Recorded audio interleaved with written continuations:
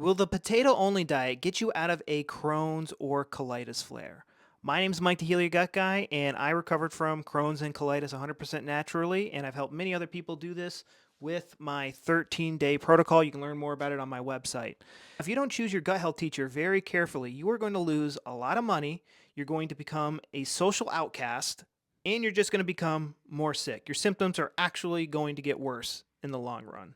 And here's why. So, why will you lose a lot of money if you choose the wrong teacher? Well, first off, the first thing they're going to do is tell you to buy a lot of supplements you don't need. Think about your friends and family and how much healthier they are than you, and they don't take any supplements. Think about how healthy you were your whole entire life. You didn't take any supplements. These supplements will not get you better. And another thing you need to do is look at your teacher. Okay, they look healthy, all right, but can they eat normal foods? A healthy gut can eat normal foods. An unhealthy gut cannot eat normal foods. If somebody who looks healthy eats gluten and they get symptoms, they are not healthy. Look at competitive eaters. Who has a more healthy gut? A competitive eater that can eat 50 hot dogs. I'm not saying that's the healthiest thing to do, but who has a stronger gut? A competitive eater that can eat 50 hot dogs in one setting, or a holistic nutbag who has a mini panic attack when he has a bite of gluten? You need to listen to a gut health expert that eats gluten every day, has sugar every day, has dairy every day, and lives life like a normal person. If your gut health expert doesn't eat gluten every day, eats disgusting gluten-free products every day, is afraid of baby food, and can't sit down with their boyfriend, girlfriend, or wife and enjoy a drink, what good are they? Seriously. Oh, but alcohol's bad for you. Go study the blue zones. All those people had like a glass of wine every single day. Probably more. Think about the Vikings. Oh, I can't eat beer. Oh.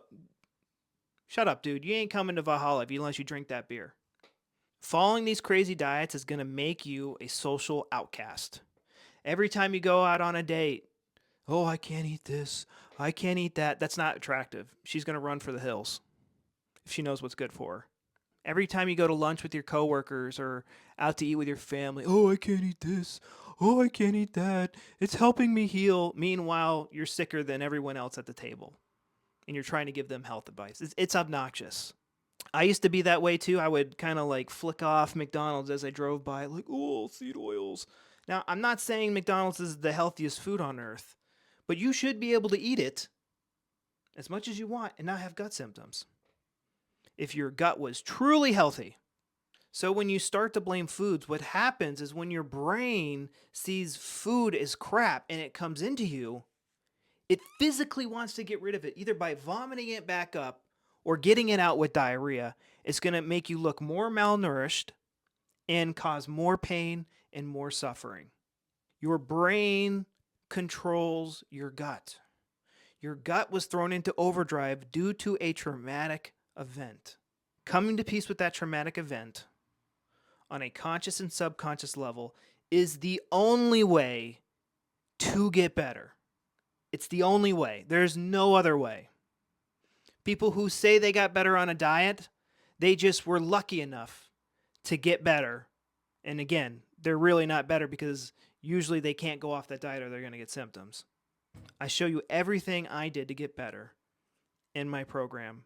Go get it on my website. Before I took the program, I had blood in my stool, going to the bathroom several times a day, diagnosed with ulcerative colitis. It only took about a week, pretty much been a Mm-hmm. full cure, which has been insane just from taking the